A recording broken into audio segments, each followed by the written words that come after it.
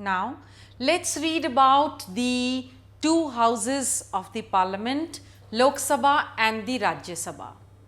Lok Sabha is the lower house and is directly elected by the people, so is very powerful, strong, whereas Rajya Sabha is the upper house of the parliament and indirectly elected, that is why it does not enjoy those wide powers as done by the Lok Sabha. Now, let us examine how Lok Sabha is more powerful than the Rajya Sabha.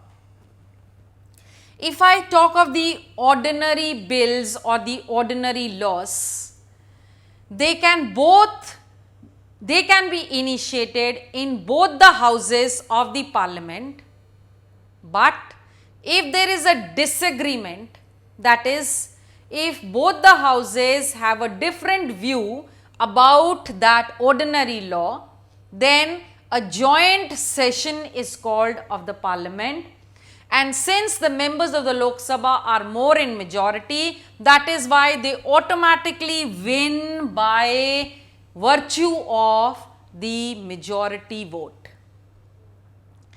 Now, in money matters, first thing is that no money bill can be initiated in the Rajya Sabha, and if the Rajya Sabha is not in tune with what the Lok Sabha has passed in the money bill, they cannot reject the money bill.